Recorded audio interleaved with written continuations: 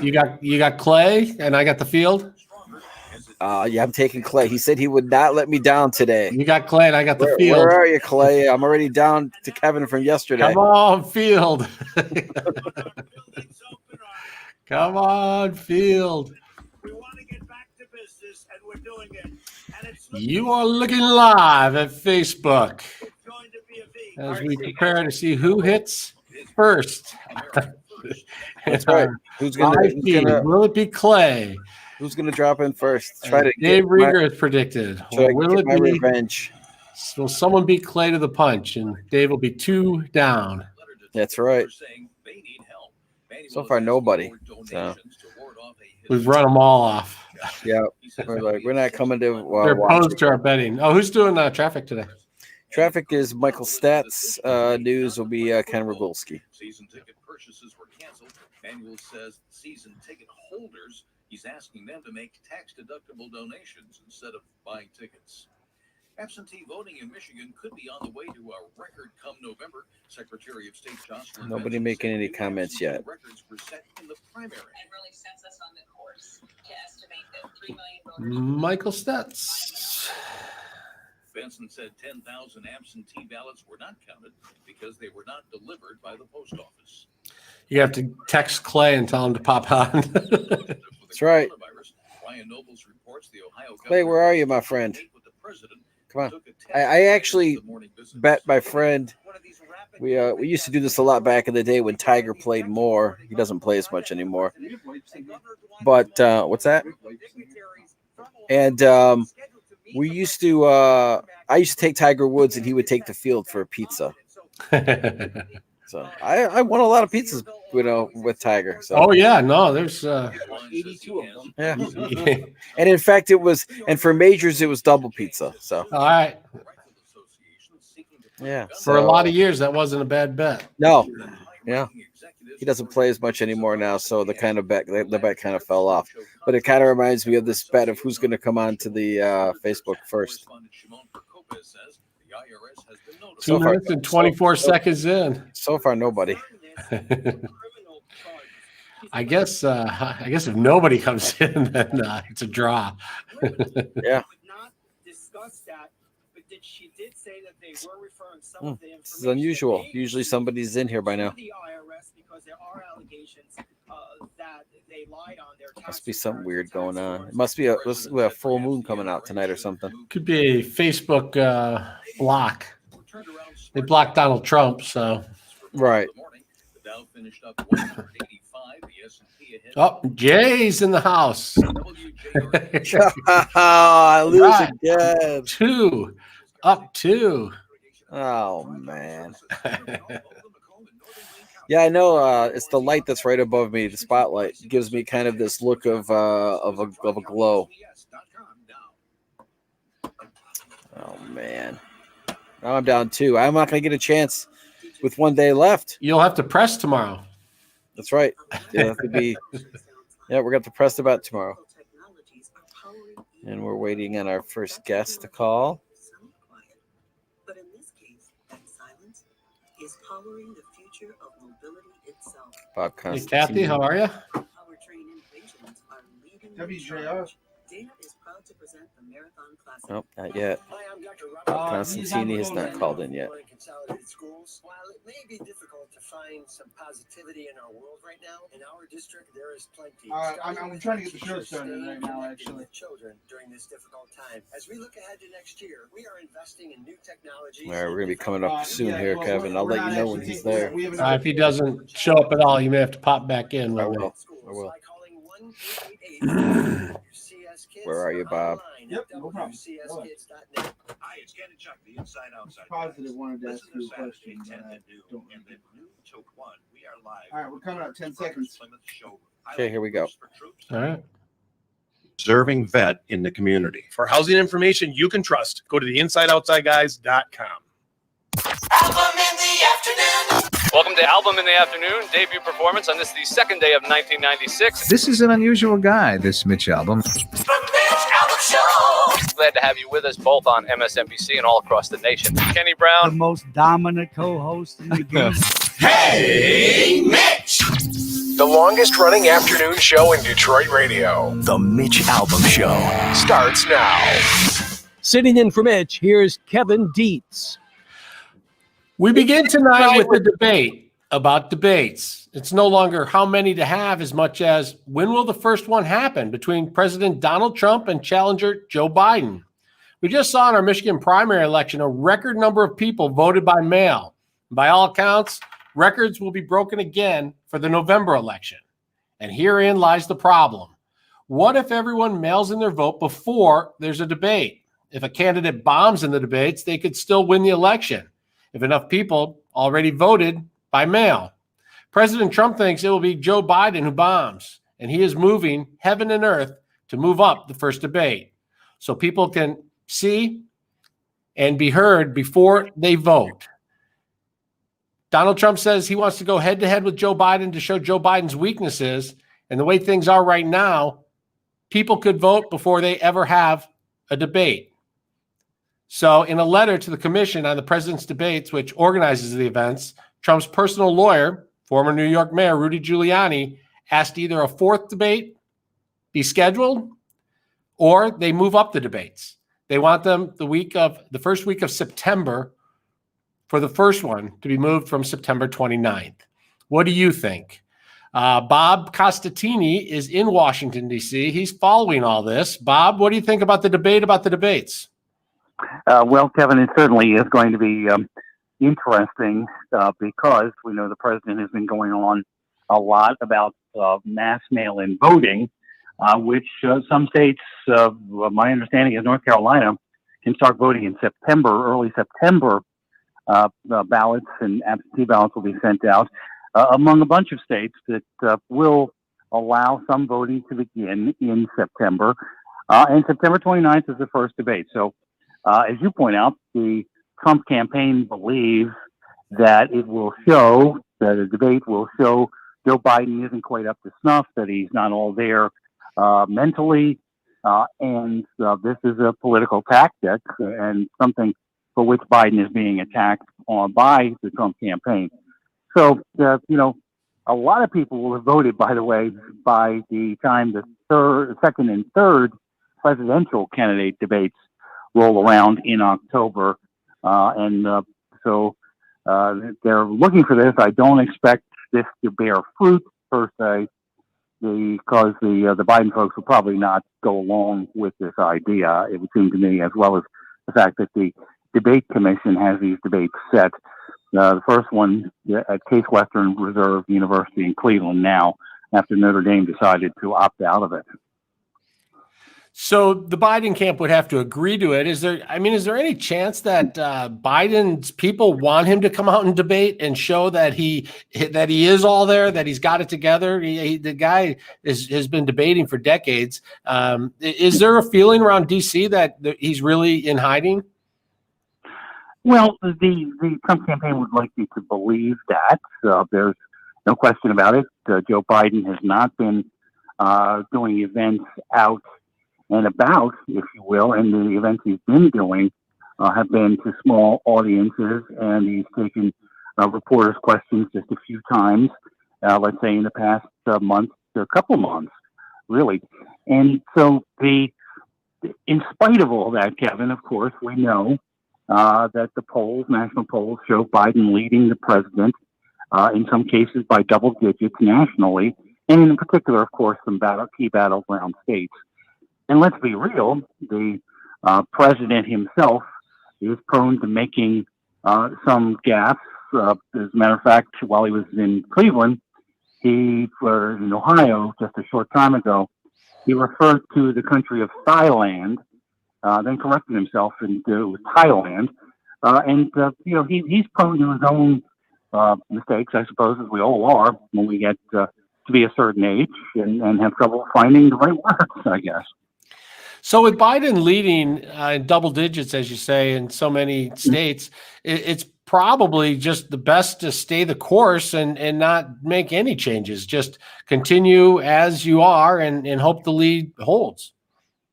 Well, you would think that the Biden folks are perfectly happy with the position they're in right now.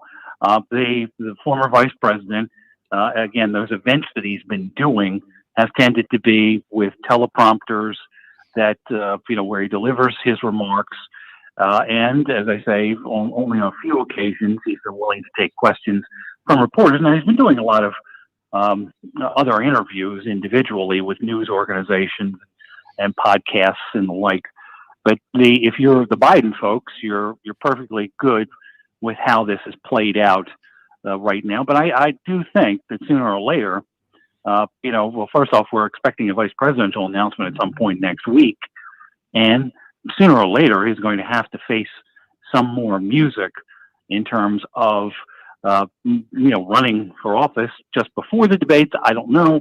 Obviously, the debate moderators are important. Now, whether they'll be tough on the candidates, et cetera, et cetera. Did you see the New York Times piece where they suggested doing away with the debates, that they don't really matter or shouldn't matter? What's your thoughts on the debates? Do you think they make some people go one way or the other based on the performance? I don't know if it changes a lot of minds, truthfully, and maybe that's the point of the Times the op-ed piece. However, I still think it's good to see presidential candidates. This is my personal opinion, obviously. I still think it's good to see presidential candidates under the gun, under the spotlight, jousting a little bit, going back and forth. And this is what the Trump campaign believes will be a large turning point with these debates. Again, the feeling that they can show that Joe Biden is more of a doddering old man who will forget his place, will make mistakes, will get dates wrong, get numbers wrong, and that kind of thing. Things that we know he has done in the past. Yeah, I don't know if it's COVID or the pandemic, and there's not much on TV, but I will be watching. I think the ratings will be great. I think the debate will be great. I would watch 10 of them if they had them. I think I'm really looking forward to it. I wouldn't mind them moving it up. Oh, Kevin, I'm not sure about 10, but that's like the primaries anymore. It seems, except this year, of course. By the way, while I have you, I did want to point out something that could be of interest to your listeners, because you're right there across from Windsor. The president has again imposed, and this was announced in Ohio, imposed 10% tariffs on most of the aluminum imported from Canada, saying that there is a glut of that coming into the United States. And the U.S. Chamber of Commerce immediately issued a statement expressing dismay at this latest trade, if you will, trade spat, even if we do have some sort of, new USMCA trade agreement. All right. Bob Costantini, thanks for checking in. We appreciate it. Take care. All right. After the break, we're talking money, as in how to raise money for political campaigns during a pandemic. But first, let's take a check with traffic with Michael Stetz. Thank you very much, Kevin. WGR Traffic First, sponsored by Restore Wellness Center. Are you experiencing nagging body pain, tired of taking medication for relief, neck and back pain, arthritis, tendonitis, muscle soreness, and more? The Restore Wellness Center can help relieve or eliminate the pain completely and get you back to work. Reserve your appointment today. Call 800-935-5959 in Brighton, Shelby, and Bloomfield, or RestoreWellnessCenter.com. In the city, the off-ramp closed right now on 75 southbound at the Ambassador Bridge. That southbound ramp to the bridge closed due to an accident involving a rolled-over semi. Expect delays. In Wayne County, some good news. That incident from earlier on 94 westbound at Van Dyke, that is now cleared. And in Oakland County, you're moving slowly right now on 75 northbound between 9 Mile and 11 Mile. Now WJR Weather First from the Weather Channel.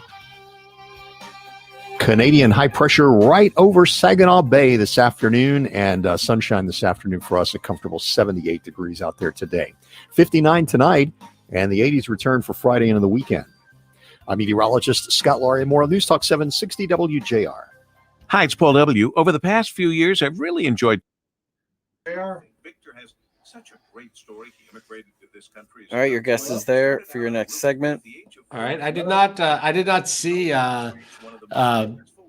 You said Bob is ready to go. I don't know how long it took me to see that. I glanced over, like, sort of to call you into the thing, and then I saw it there. Yeah, And, it's okay. It worked out well. You had a nice intro. It worked out fine.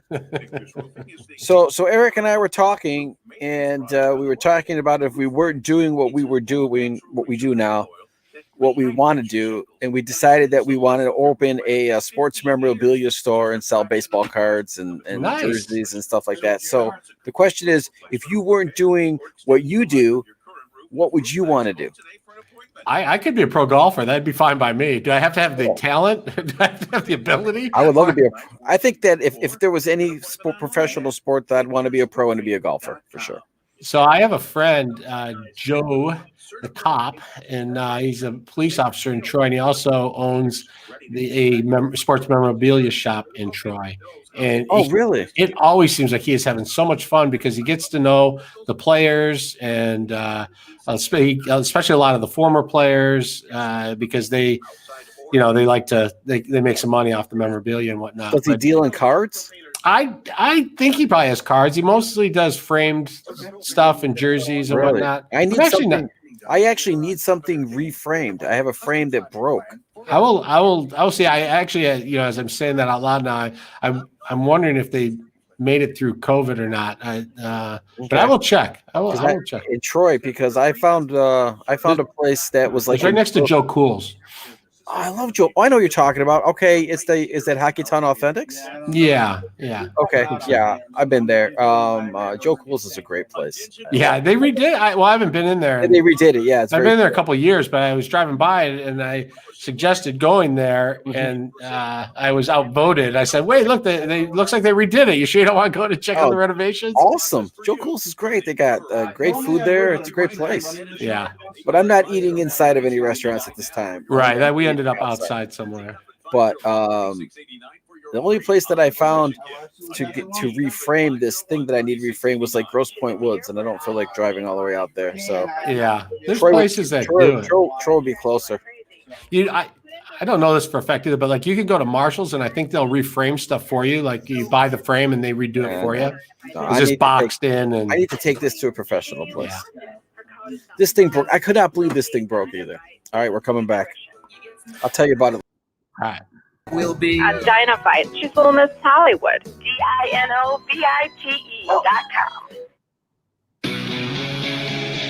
Sitting in for Mitch, here's Kevin Dietz.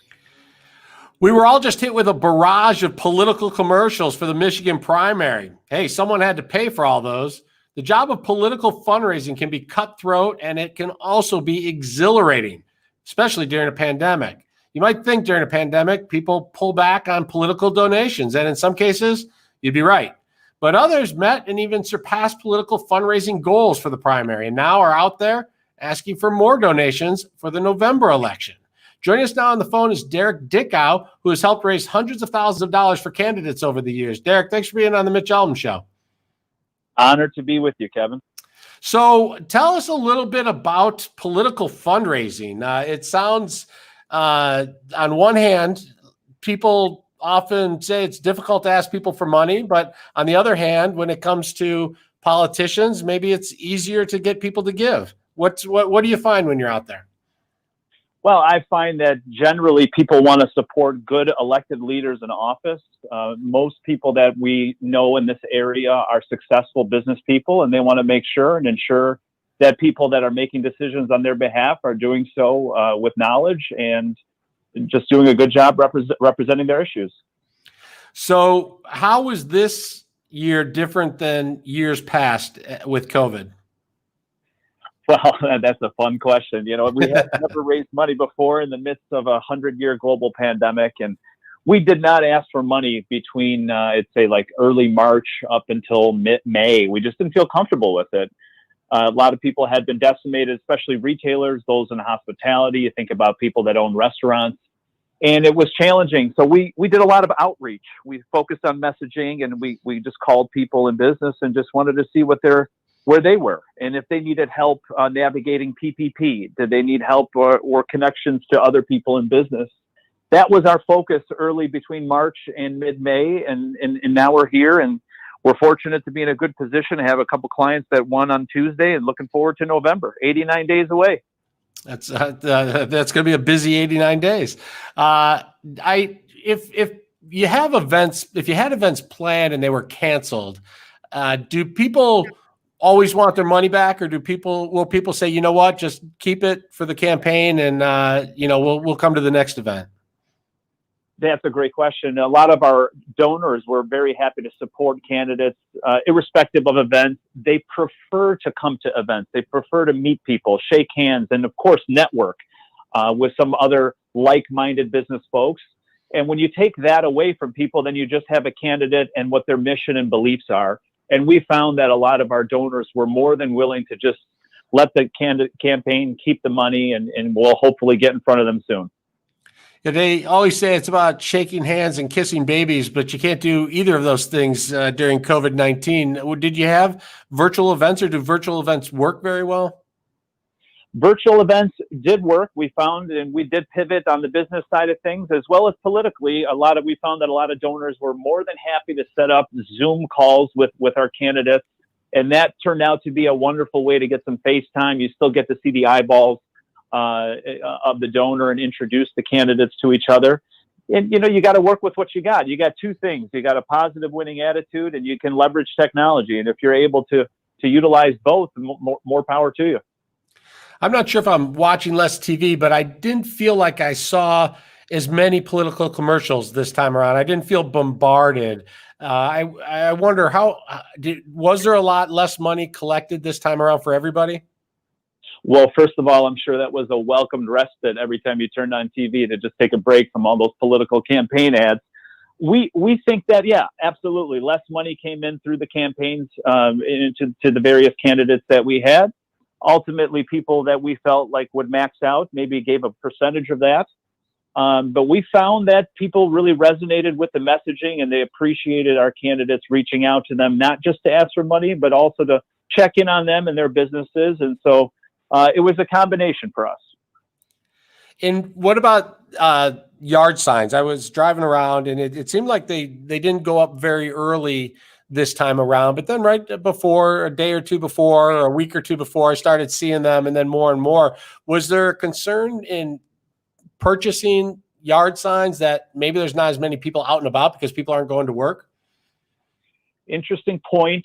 We find that yard signs are still a very effective way to reach voters and to help build brand identity for candidates, especially first-time candidates, whether they're in judicial races or running for Congress. People still resonate with lawn signs, and they're important. And that's why we think that, raising money in a primary election is the most important thing you can do for a candidate. That allows them to communicate to the voter in their voice, which is the most efficient way for them to do so. And, the old-fashioned opening your mailbox and getting some literature and seeing lawn signs, it's still helpful, even in this modern day. We've seen a lot of people make that pivot to technology with Facebook and social media. However, lawn signs are still helpful. They're still effective, and so is mail. Yeah, in the last segment, we were talking about President Donald Trump trying to move up the debate because he's concerned more and more people are going to mail in their ballots. And we saw a record number of ballots mailed in Michigan for the primary, and everybody is expecting there'll be a record number of ballots mailed in November as well. Does that put pressure on you to raise money quickly and so that people can get commercials on earlier or get the word out earlier so that people have the information they need when they mail in that ballot? Well, as a political consultant, I can guarantee you there is always pressure to always raise more money, and whatever that goal is, it seems like the candidate continues to move the goalposts on it. The longer we get into the race, they can always find efficient and effective uses to get their messaging out there to candidates and to the public. And they need to do that, especially now early, because absentee voting is resonating well with voters, which is a good thing. We want more people to participate in the process. And the easiest and hopefully the safest way to do that is by securing an absentee ballot and dropping it off to the clerk in advance of Election Day. So you did well in the primary. You still have two candidates moving forward. What do you expect to see? What are the challenges that you expect to face? Well, the biggest thing for us is we're cutting retail politics completely out of it. There's no more events. I think events are limited to 10 people indoors and maybe 100 people outside. And it's very challenging for people. People are uncomfortable shaking hands still. And you're still required to wear a mask. And in this day, the voter contact is changed. And so what we focused on with our candidates is for them to hone in on their messaging, focus on outreach and picking up that phone and dialing, where maybe in a typical time we might call 25 to 50 people a day. We might have to double that. And the outreach has to be there. We've removed events entirely. And so you got to be creative. And this is that time to leverage relationships, to leverage networking, and to leverage your messaging. So when you're trying to raise money and you go to the well, you go to the people who've given in the past, and they're like, hey, business isn't so great. We suffered hard through COVID. We want to support the candidate, but we can't give money right now. What do you say? I mean, do you get mad at them and hang up the phone, or do you be extra nice to them for the next time around, or do you just have a conversation with them so that you build your relationship with the donor? Well, mostly it's listening to them, listening to their issues, and being very aware of their industry, what affected them, how they've got impacted. Look, some people haven't been able to feed their families lately, and so they've been closed in business. So what asking somebody for money in that regard would be a totally tone-deaf thing to do, which we would never encourage. And so most of it is asking questions to our potential donors. And you started the segment saying we've raised hundreds of thousands. We've raised millions of dollars for our candidates over the last 8 years, and we've been honored to do so. And it's the way that we've raised money has been focusing on the candidate, focusing on their messaging. And the most important thing is to make sure and to ensure statewide and nationally that we have great representation at every level of government, and that comes with a cost, and freedom comes at a price. And if you want to have the right elected leaders making decisions in the midst of a global pandemic or during regular time on your behalf and on your family's behalf, you want to make sure that we elect good leaders that will do a good job in good times and in challenging times. All right, Derek Dickow, thanks for being on the Mitch Albom Show. Good luck in November. Thank you so much, Kevin. It's an honor to join you. All right. After the break, we have one heck of a mob story for you. One of the biggest Detroit Mafia men in our history, has passed away. But first, let's check traffic with Michael Stetz. This report is sponsored by ExpressPros.com. Mark your calendars. Express Employment Professionals is once again hosting National Interview Day on August 6th. This special event supports hiring as businesses continue to reopen and business ramps back up. Apply online today. Visit ExpressPros.com/interview day to find a location near you. WJR Traffic First, sponsored by Marathon. No matter where your travels take you, Marathon can improve your engine performance with quality top-tier gasoline. Marathon, fueling the American spirit.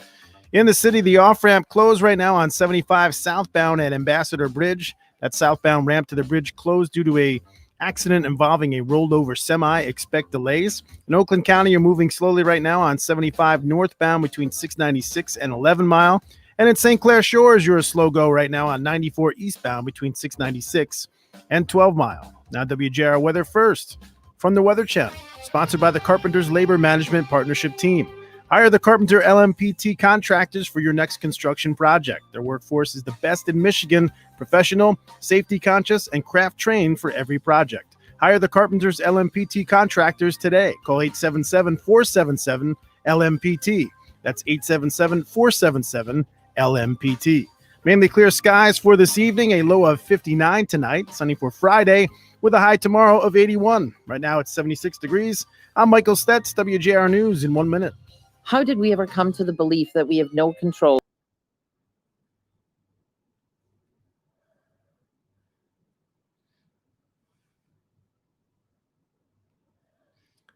Hello, hello. Tennis is fun. Jump bits an empty chair like Eastwood. All right.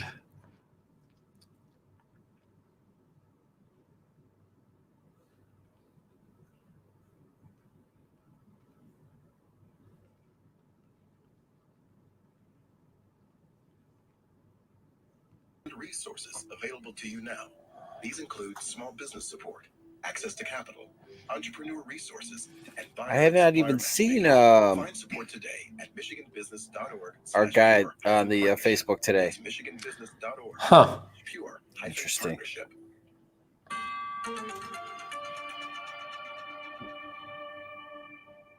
Governor Whitmer has issued a new executive order mandating face masks be worn at all. So about an hour ago, the State Department lifted the advisory on avoiding international travel. Yeah, Bob. Didn't Bob talk about that? Oh no, he talked about the import exports. So on the way up to a record in November. Secretary of State I'm not going to be traveling internationally anywhere anytime soon. I'm so glad we had planned a family trip to Italy for a long time, and we got it in just before we went in December. And so glad that we got that in. I'd like to, if I'd like going to go somewhere, I'd like to go to Scotland, and I'd like to go play golf at St. Andrews and do one of those golf trips where you play a bunch of those European courses. We're planning Ireland for our 30th anniversary in a year from now, and hopefully it's open. And we're going to take the kids.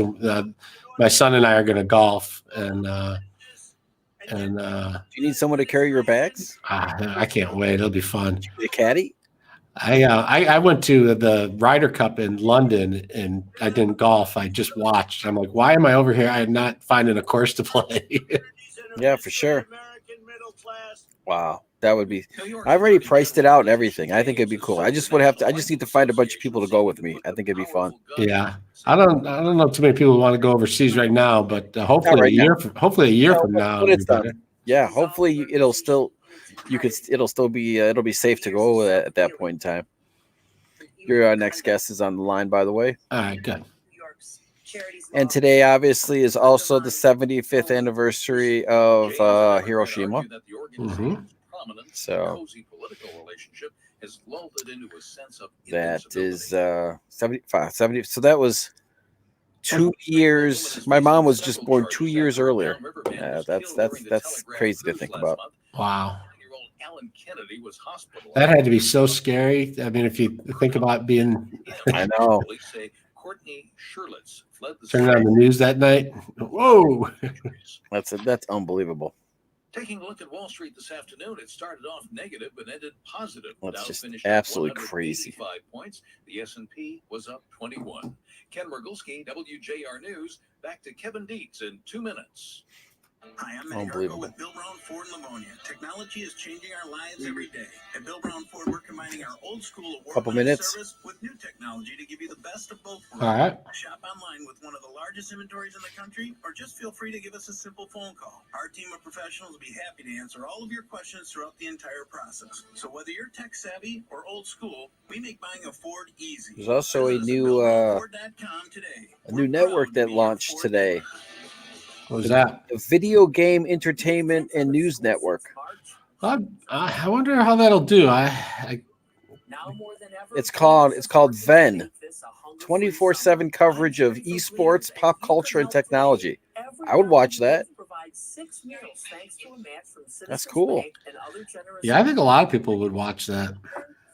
It actually came online yesterday. Wow. They yeah, I'm kind of jealous of my kid. Like he stays in touch with his friends all over the country through video games. They play video games and they time it out depending on if they're West Coast or East Coast or whatever. And I think that's cool. They throw the headset on and they're talking to their friends. And I belong to an online Madden league. We play Madden online with a bunch of guys. It's a lot of fun. All right, here we come. That's why the American Lung Association of the Upper Midwest named ethanol-blended E85 fuel a clean air choice. Plus, it's made right here in Michigan by local businesses from materials grown by Michigan farmers. This homemade, clean, smart fuel is truly a Michigan-first product that we can be proud of. To find out more about how Michigan's family farmers are creating jobs, boosting engine performance, and cleaning the air, visit micorn.org. Sitting in for Mitch, here's Kevin Dietz.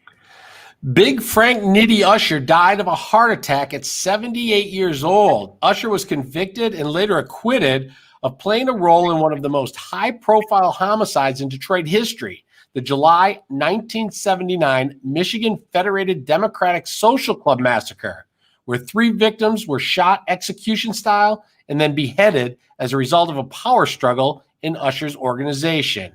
Here to tell the story is crime historian and editor of the gangsterreport.com, our friend Scott Burnstien. Scott, thanks for being on the Mitch Albom Show. Oh, thanks for having me, Kevin. So tell us a little bit about Big Frank Nitty Usher. Well, Frank Usher, was definitely someone in the history of the Detroit underworld whose reputation preceded him wherever he went. He was probably the most notorious black crime lord in Detroit history in terms of being mentioned in newscasts and headlines throughout the 1970s and early 1980s. And he was really the only African-American crime lord that developed a fully vertically integrated, diversified, organized crime family. And what I mean is, before him, there were African Americans that had drug organizations. There were African Americans that had gambling organizations. But Usher's Murder Row crew was a one-stop shop for African American organized crime, and they blanketed really the entire city of Detroit, going from the east side to downtown, midtown, all the way to the west side, where they were doing drugs, gambling, extortion, prostitution, loan sharking, etc. And they were directly connected and directly under the Detroit Italian Mafia and the Giacalone crew, which Tony and Billy Giacalone are the top suspects in the Jimmy Hoffa murder, and the Giacalone brothers were the street bosses of the Detroit mob from the late 1950s into the 2000s. The face of the franchise when you're talking about the Detroit mob or the Tocco's really crime family. Usher began as an errand boy for the Giacalones in the 1950s as a teenager, and was running errands for these guys. If you can kind of maybe imagine the movie Goodfellas, Henry Hill as a young boy running errands for Jimmy the Gent or Paulie Vario, as you saw in the film, that was Frank Usher in Detroit in the 1950s at a hangout called the Loose Side Social Club, lower Upper East Side Social Club of Detroit, which is what it stood for. And by the time Usher had reached his 20s, the Giacalones financed and backed his black mafia. And the Murder Row crew, which was that organization, became muscle for the Giacalones throughout the 70s, 80s, and 90s. So as I'm thinking of FBI agents in the office in Detroit, and they have a bunch of pictures on the wall, and they're trying to figure out who's running organized crime, or maybe they're trying to figure out who killed Jimmy Hoffa. How high up on the chart does Frank Usher's photo appear? Well, in his heyday of the late 1970s, outside of the Giacalones, Joe Zerilli, Jack Tocco, who were the leaders of the Italian Mafia in Detroit, there was nobody bigger than Frank Usher. And I know this is 41 years later, but the Michigan Federated Democratic Social Club massacre was just a colossal headline grabber. You're talking about a triple beheading. Yeah, I'm sure that made some headlines. So Frank died last week. Is this suffered a massive stroke? Is this the kind of thing where there would be a funeral and there would be a lot of mafia types or ex-mafia types who showed up to pay their regards or respects? Under normal circumstances, yes, but in the new era of COVID, I would say no. But playing off that idea that you just mentioned of mob funerals and various underworld luminaries coming to pay their respects to other underworld luminaries. Frank Usher was at both Tony and Billy Giacaloni's funeral, and actually was a pallbearer in the 2014 funeral burial of the Giacaloni's main gambling lieutenant, gambling chief, Alan the General Hill, who was the biggest bookie in Michigan and one of the biggest bookies in America.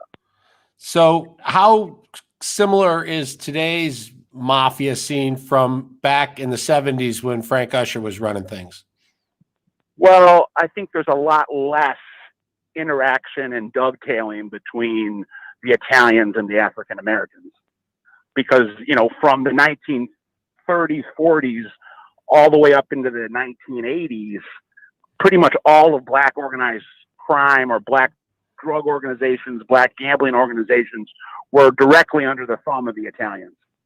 But since the kind of crack era in the 1980s, it's gone in the other direction, and there's not a ton of interaction.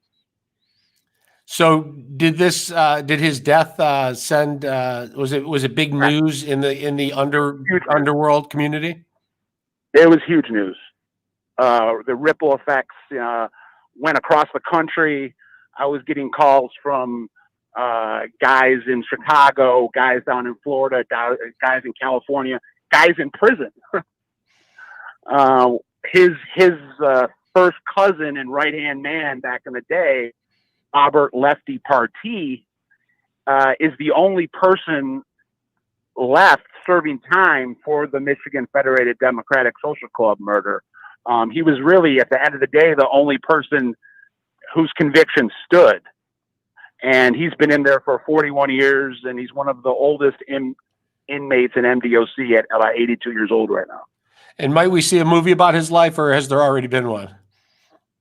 No, there's never been a movie about Frank Usher, but he's definitely someone whose name and reputation echoes loud, not just in Detroit underworld circles, but underworld circles around the country. He was a very well-respected, very feared, very intelligent, and in some cases, very ruthless crime lord. Someone that the Detroit Police Department and the DEA and FBI estimate that probably was involved in at least 24 homicides. All right, Scott Burnstien, thanks for being on the Mitch Albom Show. He has all kinds of stories like this on gangsterreport.com. Check him out. Scott, thanks for being with us. Thanks, Kevin. All right, we're going to take a quick break. And first, let's check traffic with Michael Stetz.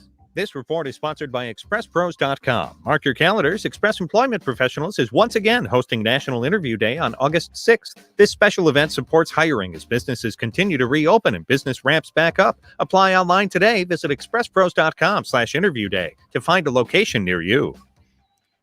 In the city on 75 southbound at the Ambassador Bridge. That southbound ramp to the bridge currently closed due to an accident involving a rolled over semi. Expect delays. In Oakland County, you're moving slowly right now on 75 northbound between Lapeer Road and Joslin Road. And in Wayne County, you're moving slowly on 75 southbound between Rosa Parks Boulevard and the Ambassador Bridge.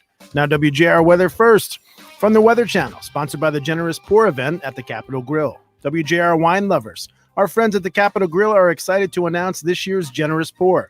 For just $28 with dinner, you'll enjoy 7 remarkable varietals from Orin Swift winemaker Dave Finney, Wine Enthusiast Winemaker of the Year. Call 248-649-5300 or visit thecapitolgrill.com.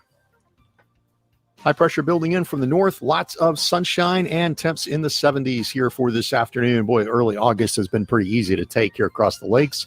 59 degrees tonight, and the 80s return tomorrow into the weekend.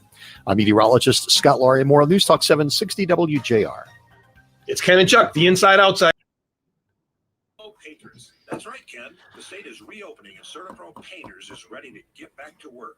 All right, your next guest is ready to go, Kev. All right, that sounds good. Yeah, I like those. I like those old mafia stories and mob stories. It's just so crazy. Cool. Sometimes it takes 10, 20 years for the stories to come out, but wild. Very cool. Yeah, my grandfather, my dad's dad, used to play pool back in the day. He hung out with the Purple Gang. Oh, okay. Yeah, Purple Gang stories are cool too. Yeah. You ever read any of those books? No, about the local. No, but he, I guess he was pretty good at pool. He would never bet on himself, but they would bet on him. And yeah. And then there's all these different bars and places where they would hide members of the Purple Gang, or they would hide the liquor as it was brought over from Canada. Right. There's some really cool stories surrounding the Purple Gang. And of course, the place where I had the night before my bar mitzvah, the restaurant was the last place that Hoffa was seen, which was, I think, Macca's Red Fox. Red Fox, which I think now is on Diamos, right? Right. Absolutely. Yep. Yeah. So can't drive past there without thinking about that. Right. Yeah. So very cool. Oh yeah. Who doesn't like a good mob story? Yeah, they're gonna go do another dig in New Jersey in the next month or two. No. See if they can find them. Find something? I don't think they. No, I don't think so. I don't think they're ever gonna find it. Nope. I think their best chances are behind them. Yeah. But I bet there's still stories that go around that I know where he is, and you know. Yeah. Yeah, Scott's pretty good. I know you've talked with him before. Yeah, he really he has so much knowledge on so many cases, and he keeps current and historical. He really just does a deep dive into it. You should check out his website. You'd like it. I mean, yeah, you can kind of get lost in it. There's so much, but remember back in the day when Geraldo Rivera opened up Al Capone's vault, and it was a big TV event, and he found nothing. Right. I remember that. That was like the biggest thing. I do. I watched that. Yeah.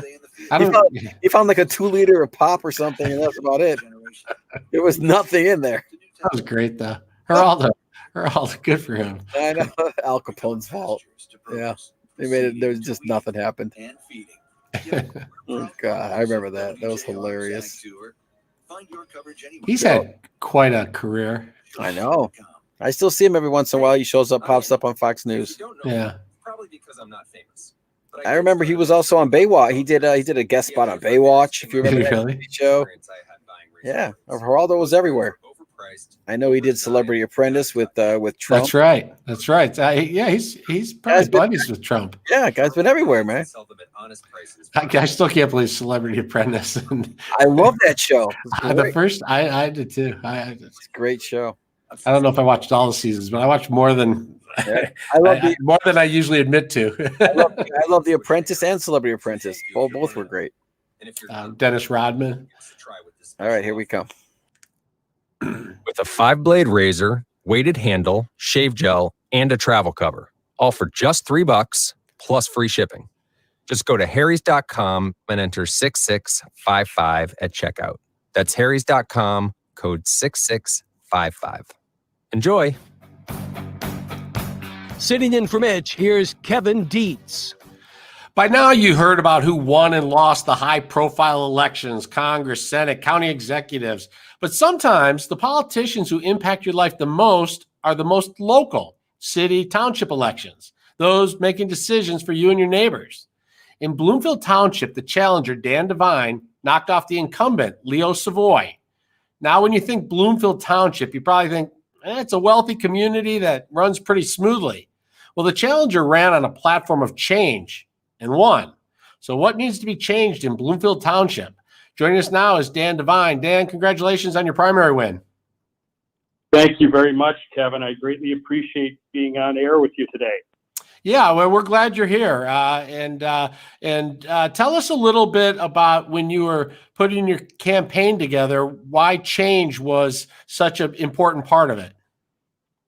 Well, I had been hearing from residents for quite some time that they felt the township really was being run without a designated plan. No one could really identify where the money was being spent, how much was being spent. So I put together a plan where we focused. It was a 10-point plan on my website, www.divinebloomfield.com. And the first item was a resident-focused strategic plan. where we're going to bring in the residents to work with the new board in November and craft a plan for the future. The number one part of that plan is accountability and putting all of the finances online in real time so that people can go on their computer at any time or day and night and see how the water and sewer project in front of their house is going, how the money's being spent. If there's an overspend, then it has to go back to the board.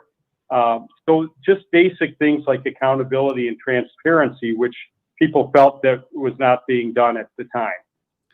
When you think of Bloomfield Township, you don't really think of financial problems, but I know there was some trouble passing a millage for police and fire.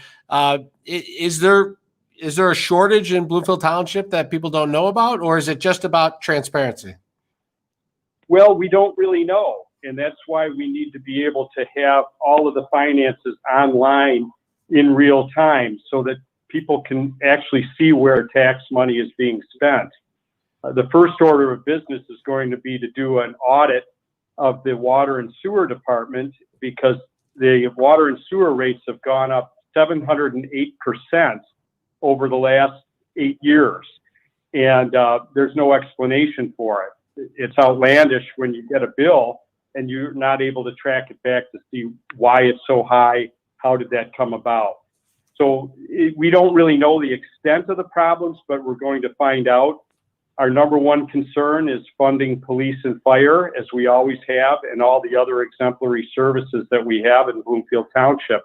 But the first order of business is figuring out really how much money do we have to work with, and what are the debts, and how can we go about maintaining the services and paying the debts. When you think about some of the big races for Congress, say, you know, there's a lot of money and there's TV ad buys and all of this stuff. How does it work when you run a smaller, more local race? How do you go about winning the vote? Well, the incumbent raised about $200,000 in a direct mail campaign to real estate developers and contractors that have business interests with Bloomfield Township. I put $30,000 of my own money into the race and put my own money where my mouth is, and ran a textbook campaign of educating the voters on the issues, and we won the race 2-1. I got 62% of the vote. So how does that work in reality? Does that mean you're walking the neighborhoods? Is Bloomfield Township small enough that you can get to every house, or how do you go about doing that? Well, in years past, we would knock on doors, but, with COVID, Kevin, it's been very difficult to even get together with people that you normally would meet with a homeowners association or knock on doors. People didn't want to have that contact, and I respect that. So I was on the phone probably 10 or 11 hours a day, and I was doing direct mail pieces to known voters, people that we know would vote in a primary. And I just told my side of the story, and people went with my plan.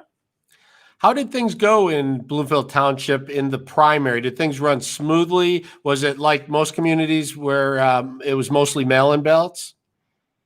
Well, there was a huge group of absentee voters, but there were a lot of people at the polls too. So we did have volunteers at the polls all day long. My opponent didn't have anyone at the polls. I was kind of surprised, but we had people there holding our signs and answering questions if need be, or they'd hand the phone over where they could call me and talk to me directly before they went in to vote. So it was very dynamic. What do you see happening in November, just in general, not necessarily in your run, but in general with the elections, with concerns about counting votes? A lot of people showed concern about being able to get an accurate count with as many mail-ins, absentee ballots as there are. What do you see taking place as we move and look towards November, and what can we do to make things run as smoothly as possible? Well, I think Ben Franklin said haste makes waste. And I don't worry about how long it takes to count the votes. as long as the count is accurate. So I'm not one that says you got to count them immediately and push the clerks beyond human endurance. But they can be counted just like any other votes. It just takes a little longer to do it. But I have great trust in our clerk who's retiring now, Janet Roncelli, that she's going to run a clean election and fair and honest, and we'll get a fair count in November. You know, usually you think of election night and parties, and when a challenger is able to knock off an incumbent, a lot of excitement. What was your election day and election night like? Well, I think I was up for about 30 or 40 hours straight. We had to go out and put our lawn signs up at the precincts, and we had to get our volunteers all squared away all day long at the precincts and make sure that they were hydrated and their spirits were up. And then we had a few friends and family over, social distancing and all, but it was very exciting. Democracy will find a way, and you can't take that away from Americans.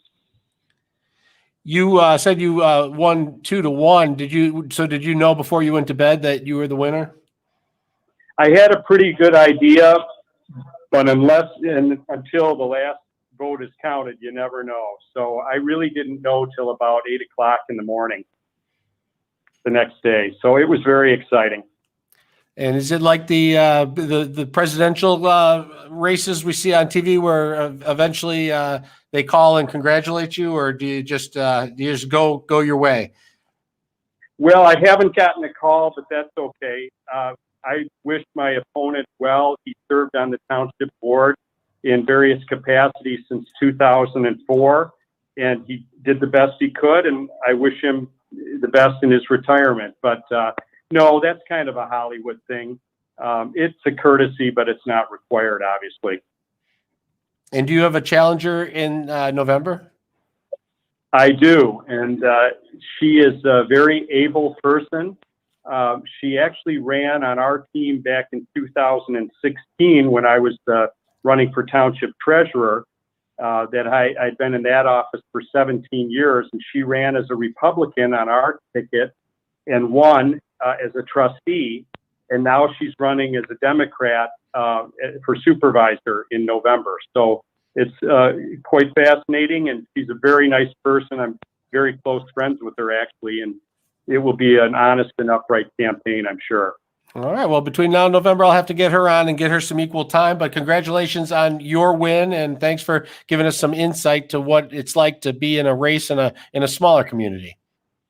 Well, thank you, Kevin. It's awfully important because we're the people that show up when you call 911, when you have a problem and there's water spouting out of your front lawn, and when your roads need to get paved. It's the locals. The president doesn't come and handle that stuff for you. All right, Dan Devine, thanks for being on the Mitch Albom Show. Thank you, Kevin. All right, let's check traffic with Michael Stetz.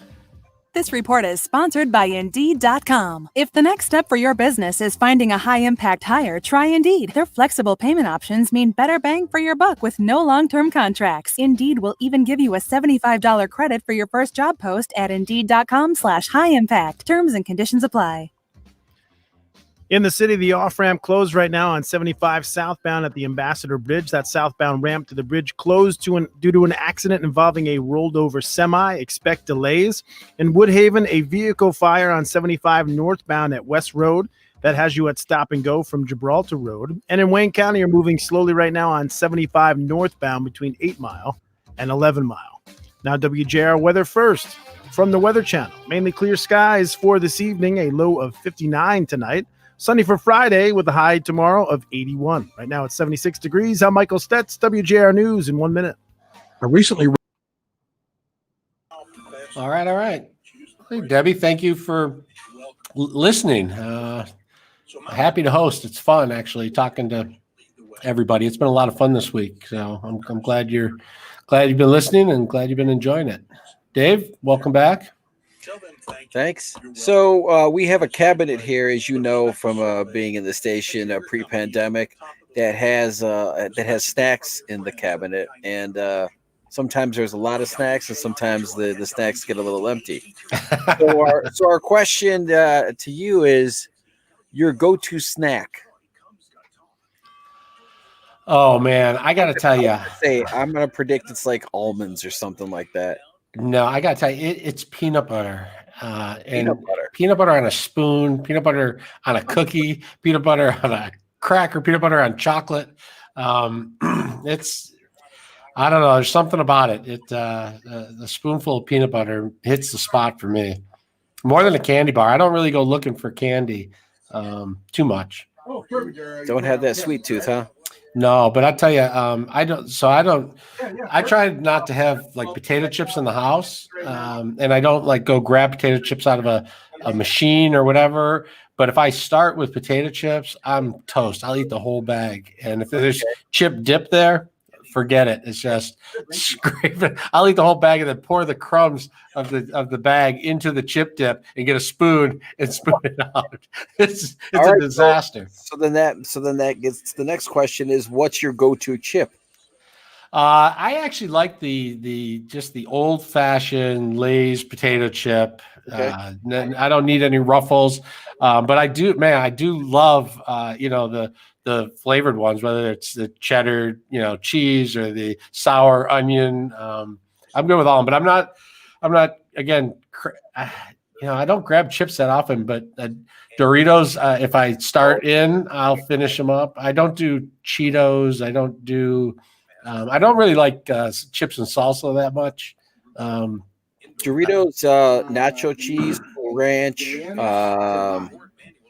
That's always a tough battle between those two. Is that the one Taco Bell turned into a taco? Whatever that one was. That was great. That was delicious. They did, yes. I don't know why that went away, or maybe it hasn't. Maybe I just don't did it back. I don't know. I'm like, I'm going to go get a huge Dorito and put a taco in it. That's a great idea. Yeah, for sure. Hello, Mark. Thanks for checking us out today. Debbie's here. Emily. I think that your next guest, Chris, just called in, is going to call back. Oh, okay. Brent? Yeah. Why is he calling back? Different phone? I don't know. Is he calling back? No, he found out you were on the show and just gave up. All right. Yes, he'll be calling back. Okay. Yes, Eric doing a fine job today, helping out here behind the scenes. Eric better be researching the 647 slot. Yes, he is. You had one job, right? You had one job, Eric. You had one job, and this is our topic. Yes, he's researching the 647. Haikus at 647. That's right. Now tomorrow, a little, preview for us is 6:47 tomorrow. You're going to have on Sean Belegian and Darren McCarty, and you guys are going to kind of do a cross. Oh, we're going to chat into their show. But they're going to be on for the last segment with you tomorrow. Nice. I know Darren and Sean. I watch. I don't know if I know Sean or not. I watch him fill in all the time. All right. JR. He's a fiery one. Yes. So have your hockey questions ready, because those two are hockey. Don't they just talk weed? Hockey. Yes. Isn't Darren repping doesn't he have a marijuana company now, or? I think he might. But they talk hockey. All right. Oh, yes. Yeah, big time hockey guys. Obviously, Darren McCarty. I have a great hockey story. I have one great hockey story. All right. We'll save it for tomorrow. I'm going to save it for tomorrow. Save it for those guys. That's your tease for all your Facebook listeners. Yes, 6:45 tomorrow, 6:47 tomorrow. Yes. I'm going to tell my one hockey story. It is a great one, though. I mean, it's really good. It's cool. It makes people like you come to tears. It's such a good story. Oh, really? Wow. Okay. Can't wait. Perfect. All right. Your guest just called in. We're coming back. All right. Here we go. And this is crucial because your bad disc is what's causing your pain in the first place. Without addressing your disc problem, your problem will get worse, which can ultimately lead to surgery. At the Disc Institute, we have a proven solution to solve both of your problems, your pain and the bad disc that's causing it, with our high-tech, non-invasive treatments. This is what can stop your pain without surgery. We'll even review your MRI for no charge. Call our new Farmington location at 248-940-DISC. That's 248-940-3472. Sitting in for Mitch, here's Kevin Dietz. Rochester Community Schools sent parents of students a letter saying, throughout the pandemic, science and data have continued to inform our decisions. We rely on the facts presented by the Centers for Disease Control and Prevention, the Oakland County Health Division, and our school nurse as we coordinate, plan, and prepare for returning students in the fall. After great care and thoughtful consideration, we have determined that the best course of action is students enrolled in the RCS virtual campus will continue their online learning as planned, and in-person learning will temporarily begin in a remote learning environment and transition back to in-person learning as conditions allow. At this time, we anticipate being in remote environment until October 1st. This does not sit well with many parents who question what science and ask, where's the data? Today, parents staged a protest. One of those parents is Brent Wither, who joins us now on the Mitch Albom Show. Brent, thanks for being on the show. Hey, Kevin, thanks for having me. I appreciate it. And actually, the protest is a week from today. So it's coming up. Okay. Yeah. So a week from today, at the Rochester Community Schools Administration Building on 501 West University in downtown Rochester. And what is the message that you want to take to the superintendent and school administrators? It's really to come forth with that data and science they keep telling they're guiding their decisions by. We've asked, and they keep telling us, well, it's a complex decision, and we can't use one chart, one person. And I understand that, but show us the data. They won't come forward with that, and it's very frustrating for us. And when you look at national experts, I guess the messaging is conflicting. Some people say it's not safe for kids to go back, or maybe it's safe for the kids, but not for the teachers and the staff. And others say, the school environment is one that can be handled. Kids are not likely to catch it or pass it on, and teachers and staff can take precautions to make sure they're safe. Where do you stand on this, and whose advice do you follow when you hear the different advice that's coming out all across the country? I try to stay with the experts. So like the CDC, on July 23rd, they put out a great, very informative webpage. It's titled The Importance of Reopening America's Schools This Fall. And in it, they show what a very low risk kids have of dying from COVID. As a matter of fact, only 64 children, thank God, have only died from COVID in all of America. And they also cite studies and references of how low the transmission is from kids to teachers. So there's very low risk to open our schools back in person. And not only the CDC recommends us to go back in school in person, but the American Association of Pediatricians strongly recommend it as well, not only for the in-person learning, but for the mental health of our kids. It's a concern to a lot of our parents here of spending 6-7 hours of a 5, 6, 7, 8-year-old on a screen. It's brain numbing and draining mentally to be on a Zoom call all day. I've done it. I'm in sales. I do it currently. It's killer for me. I can't imagine my 9-year-old or 13-year-old. So for you and other parents who are protesting this decision, it's not so much that you just want the kids to go back to school for social interaction. You truly believe they're not learning as well in this virtual setup. What is the virtual setup like right now? Well, Kevin, when the pandemic first broke loose, RCS, which is Rochester Community Schools, I think did an admirable job trying to do something. They've never been through this. None of us had. It was very patchwork. Each teacher had their own agenda. And frankly, my 13-year-old checked out after about a month. She's an honor student, straight A student.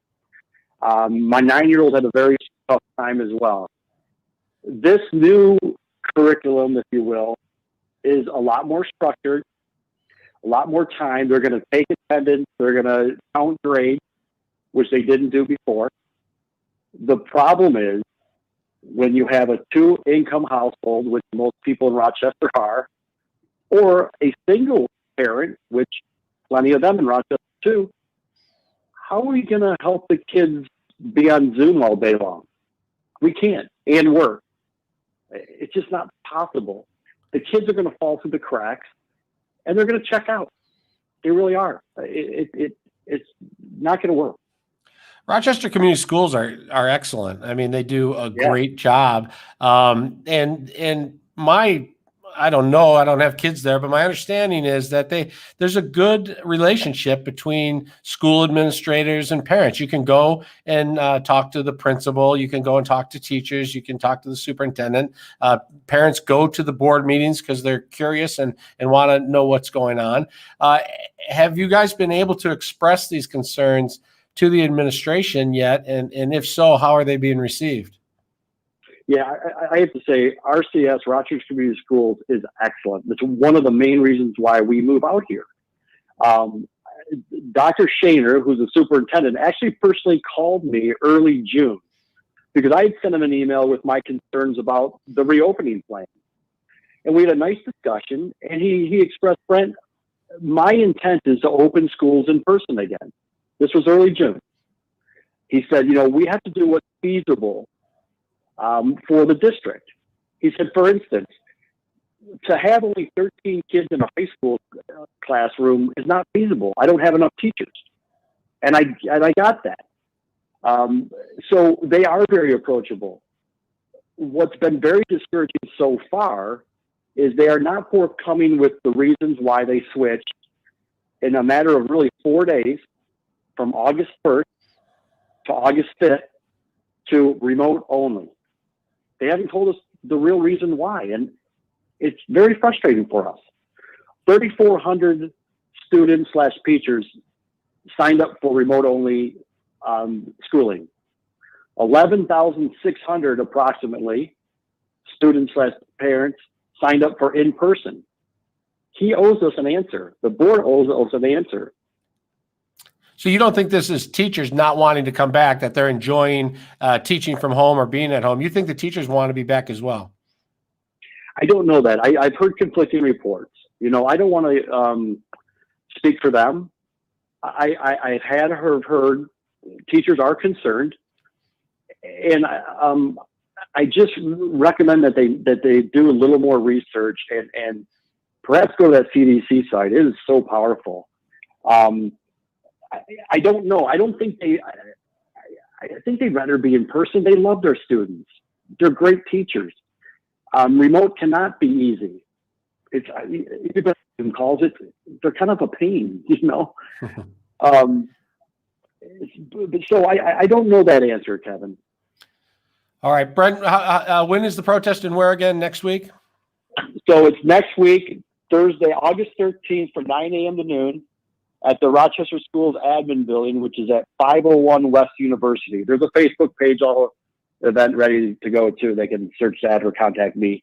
All right, we'll throw it up on our website here at WJR as well. Brent Wither, thanks for being on the Mitch Albom Show today. Hey, Kevin, I appreciate the time. All right, when we come back, we're going to have some wine time with a Traverse City wine expert. But first, we're going to check traffic with Michael Stetz. Thank you very much, Kevin. WJR Traffic First is sponsored by the Generous Pour event at the Capitol Grill. Wine lovers announcing this year's Generous Pour event at the Capitol Grill. For just $28 with dinner, you'll enjoy 7 remarkable varietals from wine enthusiast winemaker of the year, Dave Finney. Enjoy at the Capitol Grill or in your own home. Call 248-649-5300 or visit thecapitolgrill.com. In the city, some good news. That incident from earlier on 75 southbound at the Ambassador Bridge, that is now cleared. In Wayne County, you're slowly moving right now on 75 southbound between 96 and the Ambassador Bridge. And in Woodhaven, that vehicle fire from earlier has reduced the roadway to 1 lane on 75 northbound at West Road. Now WJR weather first from the Weather Channel. Canadian high pressure right over Saginaw Bay this afternoon, and sunshine this afternoon for us, a comfortable 78 degrees out there today. 59 tonight, and the 80s return for Friday into the weekend. I'm meteorologist Scott Laurie. More on News Talk 760 WJR. As COVID-19, the Salvation Army of Metro Detroit will continue to help the community with much needed food, utility, and rent assistance. All right, we're just waiting for your next guest. All right. Talking some wine. Something that I am not An expert on? very knowledgeable and know. Although I have been to a restaurant that had a master sommelier that came to our table. Oh, I was at some fundraiser once and they had that, and that was pretty cool. I mean, to watch them kind of go through their. Yeah. They had some bottle of wine that was like $3,500, and they gave everybody a little sip of it, and it's like, I don't get it. Yep, I was in Vegas at Emerald's restaurant at the Venetian, and he had an eye patch. The guy was really cool. He came out and brought the glasses, and this was like an $800 bottle of wine, and yeah, I didn't see what the big deal was personally. But, you know, that was many years ago. But I know wine's popular. Very, very big. And I've been to Napa. I have been to Napa, and I did do the wine tasting. And my favorite part was the port. Oh, really? Probably because it was sweet. But what I did learn is, number one, when you go to Napa, is they have these coupons where you can get like half off the tasting and stuff. You want to have that. And the other thing was you got to eat. I did not eat. Oh yeah, no, you definitely want to do it. Didn't they have like wine and or cheese and crackers and stuff? Yeah, but not really. But it got near the end of the tour, it got bad very fast for Dave Rieger. Hey, Mark, thanks for stopping in. How you doing? So you got to make sure that you eat. All right, but it was cool.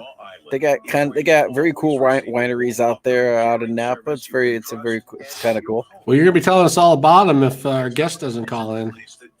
Yeah, I'm sure she'll be here in a second. To make reservations, visit grandhotel.com or call 1-800-33-GRAND. 1-800-33-GRAND. Grand Hotel. Any minute now.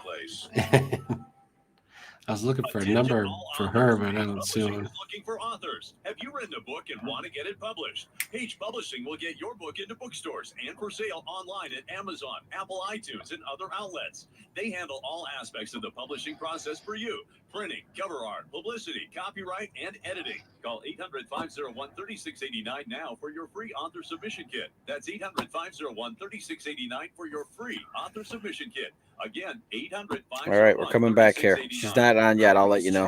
All right. And I'll pop back on if needed. All right. To move our products forward. It felt like we were looking for a needle in a haystack. Dylan started using ZipRecruiter and found his perfect candidate in a few days. We were very impressed with how quickly we had quality candidates apply through ZipRecruiter. See why 4 out of 5 employers who post a job on ZipRecruiter get a quality candidate within the first day. Try ZipRecruiter for free at ZipRecruiter.com/search. That's ZipRecruiter.com/search. Sitting in for Mitch, here's Kevin Dietz.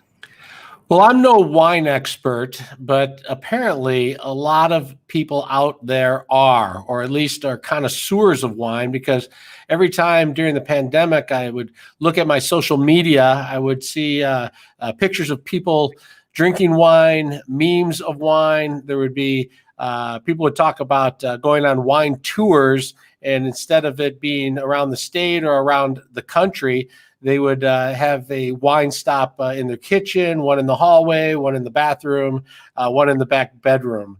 So we wanted to reach out and talk to a wine expert, especially one from Michigan, up in Traverse City. Lori Schreiber has written a couple of books, one called From the Vine, Exploring Michigan Wineries, and another one, The History of Michigan Wines. She also has a weekly radio talk show called The Toast of the Coast with Lori Schreiber. And she also writes for Our Media and has a blog, knows a lot about wine. Do we have Lori on the line yet, Dave? Lori is not here yet. Lori is out having a glass of wine, perhaps, celebrating happy hour. You were saying that you have been on a wine tour in Michigan? I've been on a wine tour in Napa. Oh, in Napa, nice. And what was your top memory of a Napa wine tour? It was just very cool. We just went to a lot of different places. And hold on a second here. I got to switch mics. Okay. I've been on a Michigan wine tour. Eric's been on a Michigan wine tour. All right. What do you know the difference between a Michigan wine and a wine from somewhere else? I'm not that good. My wife probably does. My wife is very into it and all that, but yeah. So Michigan actually is known as a great state for growing grapes. There's more than 13,000 vineyard acres in Michigan, and it's also a different tasting wine because the Great Lakes, the water source, makes the grape different and ultimately makes the wine taste different. I would not know the difference between a $3 bottle of wine and a $30 bottle of wine and a $300 bottle of wine, except maybe for the heartburn afterwards. I also heard that Traverse City is really good for wine because of the because of like the line. It's like level parallels with like Napa or something. Yeah, so there's something about reaching the 45th parallel that makes you want to stop and take note. The growing of grapes between 30 and 50 degrees latitude is like the perfect spot. And Michigan has several places in that sweet spot for growing grapes. And apparently that's what at least that's our marketing plan for convincing people to drink Michigan wines. The parallels that Michigan are on are favorable for wine growing and wine tasting. Well, I've had a lot of them, and they're all very, very good. There's a lot of great wine up there. So I, like I said, I don't know much about wine, but we took a family trip to Italy in December, and everywhere you go in Italy, you're having wine. And we were amazed at how little acidity there is in wine in Italy. And I don't know exactly why that is, but when you drink the wine in Italy, and maybe it's because it's grown right there close by, I don't know, but you definitely notice right away in the taste, and there's none of that kind of burn that sometimes you'll have with other wines. Yeah. Oh, well, I have a question for you then, because I've never gotten to ask anybody this. I had a friend years ago. He went to Ireland. He went to the Guinness factory, and he couldn't. When he came back, Guinness here wasn't the same. Is wine any different after being in Italy and all that? Do you come back and the stuff you would normally buy, for you and the family is just not the same? So we drank Chianti in Italy, and you Hannibal Lecter. Yeah. I'm gonna have a problem. Yeah, exactly. It was it didn't matter. It didn't matter what the price point really was of the Chianti wine. It was all really, really good. And then when we came back, we tried to buy Chianti here, and we found it wasn't as good. And even as you went up, it just wasn't the same as getting it there. And then we actually called back to one of the wineries that we went to in Italy, and we ordered wine, and they shipped us a case of wine. And then we had real taste tests, and we could tell every time which was which. It was very, very noticeable. Okay. Yeah, I've just always been curious about that. I definitely. I would want to think I could tell the difference, but wine's wine most of the time for me. Yeah, I had not heard that about Guinness. I know people who have been in Ireland and have made it to the Guinness factory, and I've heard great stories of the trips and the travel. But I hadn't heard that when they got back, they found that Guinness was different here. He'd been talking about it, and he said it's an amazing trip. If you get the chance to take it, going through the factory is phenomenal. But He said he had one, and the second he tried it, he went, wow, this is definitely different. And then when he got home, a couple weeks later, he cracked a Guinness, and he just said it's night and day. That you can really, really tell the difference. He still likes it, and he still drinks it, but you can definitely tell fresh out of the tap from a can of Guinness we would get here. Wow. Yeah. So my daughter did overseas travel last year, and she went to the Guinness factory in Ireland. But what she remembered most was that the foam at the top, you could stand there and look into a camera, and it would take your picture, and then it would transform your photo onto the foam. So when you looked at the foam on the top of your Guinness beer, there was a picture of yourself, which was pretty cool. I've never seen that before, but that was really cool. Oh yeah, absolutely. Are you a red wine or white wine guy, Kevin? I'm a red wine guy. I'll drink white wine in the summer, but what I do, which offends almost everybody who drinks wine, is I'll put an ice cube in red wine to keep it cooler, and it drives people crazy. It's like, why would you take a red wine and then ruin it with an ice cube? Which is a conversation we have about steaks around here. I don't like anyone to put ketchup or A1 sauce on a steak and ruin it. But I'm happy to ruin a good glass of red wine by dropping an ice cube in it. And do you have one of those cool machines that opens the bottle of wine, or are you traditional corkscrew? Take care of it yourself? So the answer to the question is yes, I have one of those, but I have no idea where it is, and it's so cool that it's harder than the regular old corkscrew that you buy at the corner and you just keep in the drawer. So yes, I have one. I think I know how to use it, but I rarely do. I remember when Sharper Image and Brookstone was around. That was one of their big things. Was they always had all these very interesting devices for opening wine. My wife's got all that stuff. She's got the opener. She's got the things where you can plug it, but it's got a little pop top so you can pop it and still pour the wine, even though it's technically corked. She's got all that stuff. I don't know how to use any of it. I just old school cork guy. Eric, is she one of those people who shows you the memes she gets on Facebook or social media of all the different times and needs that women seem to need wine during the pandemic? I've seen some of those. My wife's got she got this from my cousin's wife in Texas. She's got an app on her phone that when everybody will rate wines left and right. So when she goes to the store, if she sees a bottle that looks interesting, she can find out everything she wants to know about it while she's walking through Kroger. So yeah, she's definitely on top of the game there. Oh, that is a cool thing. Actually, I have an app on my phone, and you can take a picture of the wine label, and it'll pop up 3 stars, 5 stars, 4 stars, a rating for that actual wine. If you don't know what you're doing, you can snap a quick photo and at least get the advice of other wine connoisseurs. Absolutely, yeah. I don't remember the name of it, but yeah, she uses that exact one. Just take a picture and get all the information right there.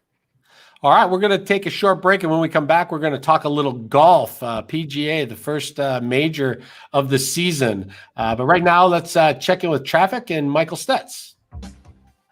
This report is sponsored by ExpressPros.com. Mark your calendars. Express Employment Professionals is once again hosting National Interview Day on August 6th. This special event supports hiring as businesses continue to reopen and business ramps back up. Apply online today. Visit ExpressPros.com/interview day to find a location near you.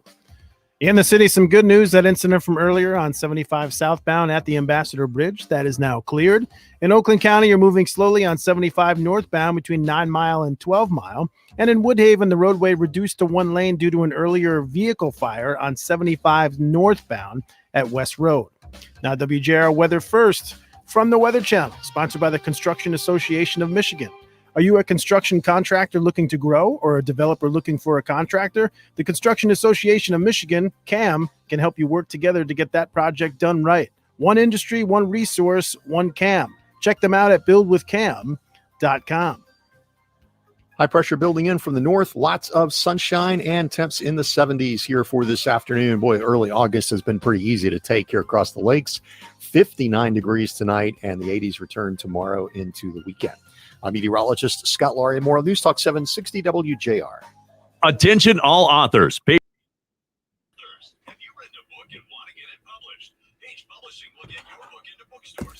Sorry, I know that was supposed to be you. Okay. Speakers went out again, and I accidentally hit the button. Mad, Jim remembers Mad Dog 2020 in Boone's Farm. Now those are some good wines. Yeah, Jim, you should have called in. What about box wine? Box wine. Yeah. I always think box wine is a good bargain because it's inexpensive, and since I don't know the difference, makes sense to me. But people who know the difference can tell. I guess it's a big deal. Yeah, I can tell the difference of a good cigar and a bad cigar. Joe Biden's beliefs are counter to what Ohio citizens want. My old boss, a big cigar guy, I was in charge of keeping the humidor at the correct humidity. That was an important job. That was an important part of my job. So I have a humidor. I don't know how to work either. I store cigars in there, but I don't know how to use it. So they're just dry anyway. So it's just a decoration. It's a place to hold my matches. Cigars can be brought back though. So cigars are one of those things that can be brought back. Frank's a big cigar guy, right? Yeah, there's a lot of people here that are big cigar people. I like them. I just like someone else to take care of them and give me a good one when I see them. Happy to pay them for it, but I can't take care of them myself. I open my humidor and there's no water in there. It's all dry. It's all. Yeah, you gotta watch it. The humidity can't be too high because then the mold starts to get in there. But if you keep it at the right humidity and they all stay really good, and cigar people are very particular. So, but now you have there's the cigar shops are everywhere, or smoke shops are everywhere. So you can go in and get a great cigar anytime you want. You don't really have to store them yourself. Yep, and then you can you got a little locker where you can store all your stuff. Yes. Yeah.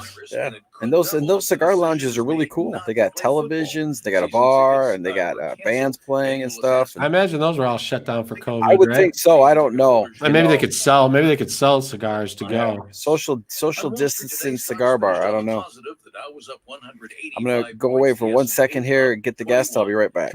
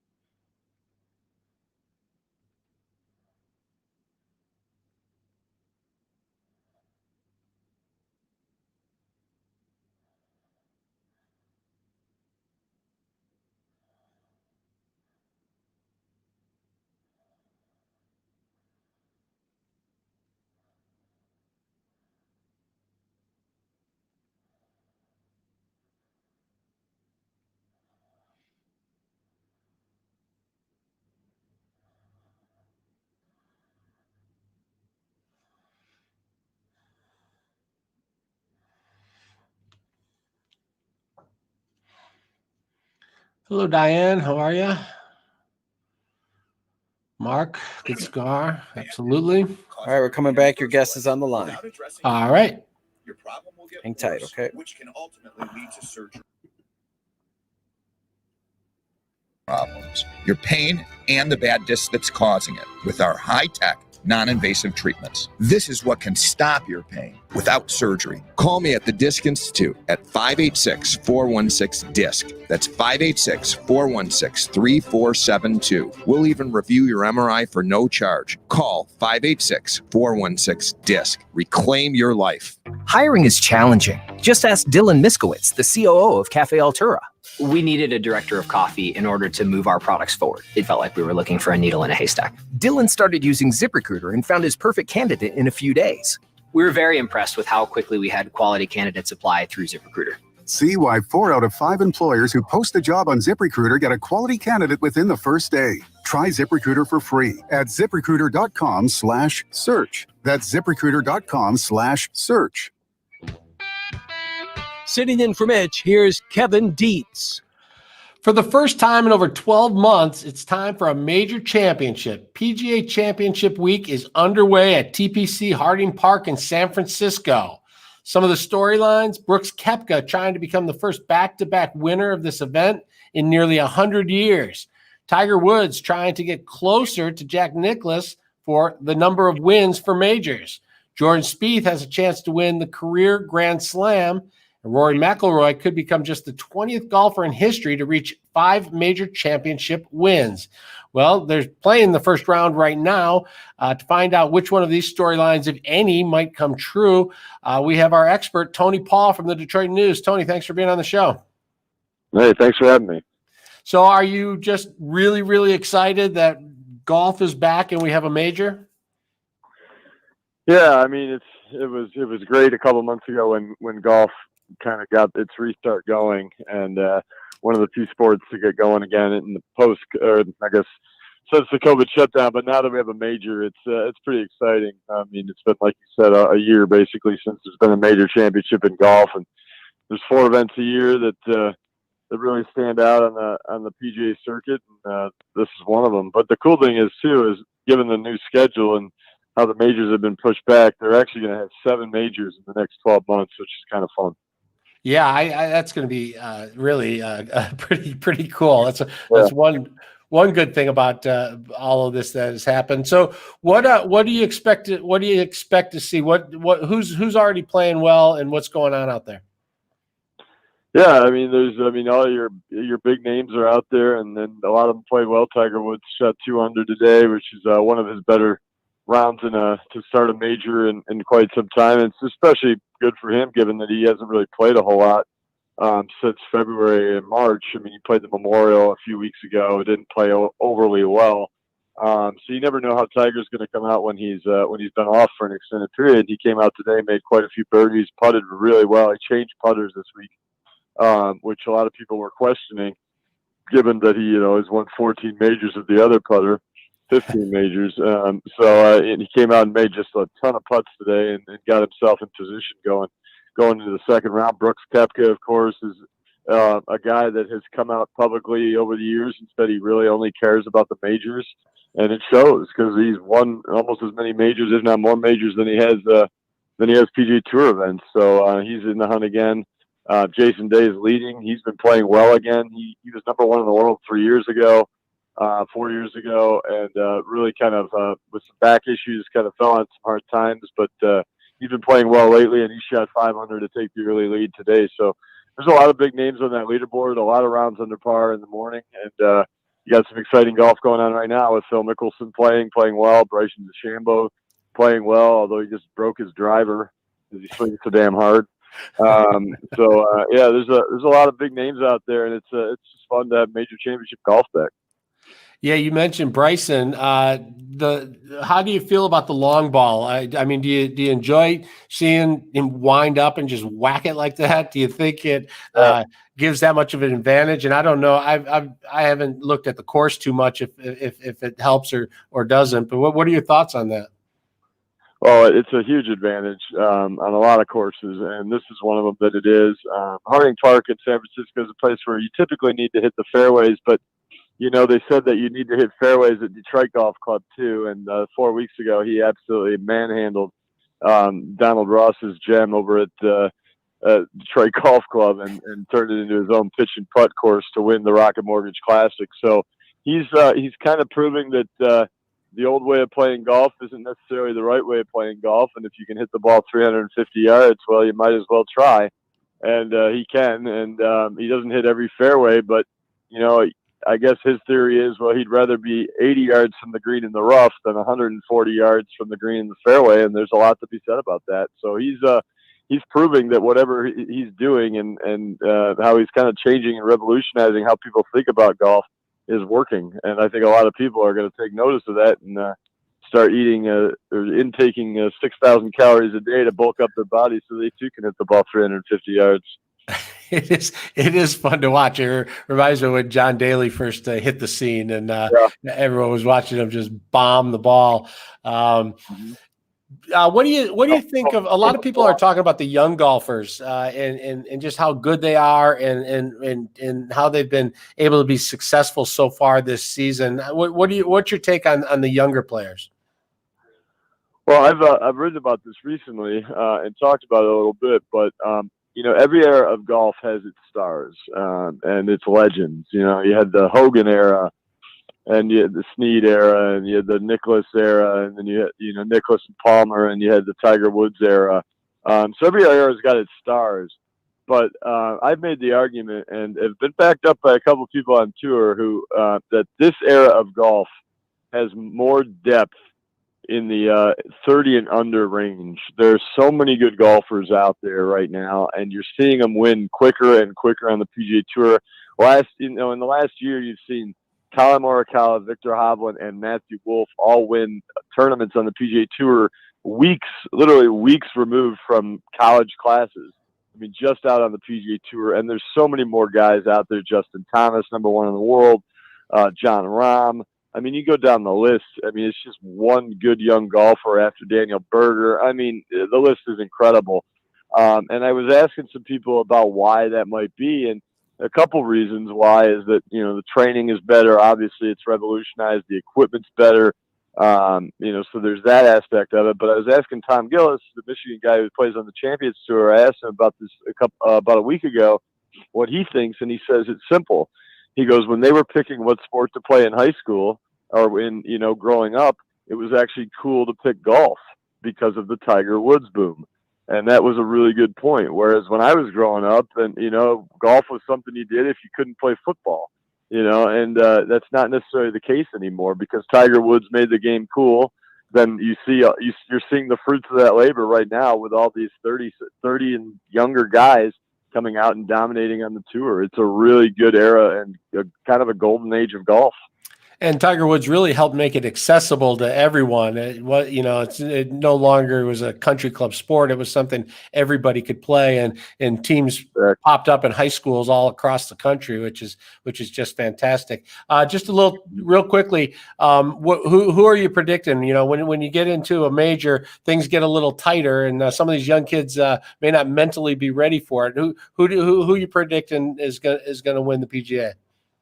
No, I picked DeChambeau to win it just because I think that he's just on a roll right now. I mean, every tournament he's played, basically, for the most part, except for the Memorial, he made the infamous 10 to miss the cut at the Memorial. But he's played so well, and I think this is a course that I think that he can overpower, like some of the other ones that he's overpowered. So I think that he was my pick going in, but you have to like Koepka in any major, especially a PGA. And you have to like Justin Thomas with how he's playing. So those three guys right now were kind of the guys I was looking at going into the week, but I did pick DeChambeau, so I'll stick with that. All right. When Tiger Woods 200, a lot of people are going to be rooting for him. Yeah. All right. Yeah. Tony Paul, Detroit News, thanks for joining us. We appreciate you checking in. All right, man. Thanks for having me in. All right, you bet. Let's check in with traffic and Michael Stutz. This report is sponsored by ExpressPros.com. Mark your calendars. Express Employment Professionals is once again hosting National Interview Day on August 6th. This special event supports hiring as businesses continue to reopen and business ramps back up. Apply online today. Visit ExpressPros.com/interview day to find a location near you. In Pontiac, road construction has 2 lanes closed on M59 westbound between Paddock Street and the Woodward Loop North. That's scheduled through 7 p.m. on Friday, so plan on delays. And in Woodhaven, some good news that earlier vehicle fire is cleared. All lanes are reopened on 75 northbound at West Road. Now WJR weather first from the Weather Channel, sponsored by Starline Mackinac Island Ferry. Hightail to Mackinac Island on a Starline Hydrojet or Catamaran ferry, and now a new pirate ship, the Good Fortune. Starline offers the largest open-air boats disinfected before every trip with fares starting at $19. Get discount tickets and vacation packages at MackinacFerry.com. That's MackinacFerry.com. Canadian high pressure right over Saginaw Bay this afternoon, and sunshine this afternoon for us, a comfortable 78 degrees out there today. 59 tonight, and the 80s return for Friday into the weekend. I'm meteorologist Scott Laurie, more on News Talk 760 WJR. The Flint Institute of alternative. So Eric and I just watched the video of DeChambeau, and it looked like he hit his drive, and then he went down to pick up his driver, and the head just fell off. Did it hit him in the back? No. He put it down very softly, and he just went to grab it, and it just fell apart. The problem is according to PGA rules, you can't get another one. So now what hole was he on? I don't know what hole he was on, but you have to. I know it's early in the round, so he's got to use 3-wood or something for the rest of the round now. It's like Tin Cup. Didn't he right? Broke his clubs and it almost ran out of golf balls. And then he played the rest of the with his 7-iron or something. Does he hit his driver? He probably hits his 3-wood longer than most people hit their driver. Right. So DeChambeau was on the 7th hole when this happened. So he's got a good part of the round still to go with no driver right now.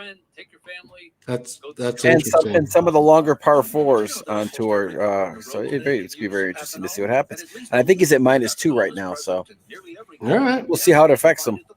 Before switching to ethanol, oil companies were using known carcinogens to boost the octane. Jerry says he can get another driver. Eric has said that he cannot get another driver. So I'm not sure. Conflicting information? Yeah, I don't know. It'll be very interesting to see. I don't know. I don't know what the exact rule is, but apparently he was leaning on the driver to pick up his tee, and then it broke. What is he? What's he at? -2, I guess. I think -2. I think that's what it says. Yeah. So. Jerry says local rules allow for it. Local rules? What does that mean? I don't know. Not sure. I'm not sure. I don't know. Look that up. Oh, well. I do like at the majors how they have the replays on the Golf Channel at night, and they do all the analysis and stuff. It's like I don't do that normally during the week, but on the majors, I leave it on late night, and I actually like watching Thursday, Friday on the majors and getting into it. Yeah, very cool. Golf majors are the best. We were watching it all day on. We were streaming it at the station earlier in the day. It was great. Tomorrow I may be a little distracted because Tiger will be on the course while the show's going on. Just so you know. So. Man, if Denver's playing, I can't. I don't get your full attention. If Tiger's playing, I don't get your full attention. All right, they're coming back for the last segment. We have a surprise topic for you, so hope you're ready. All right.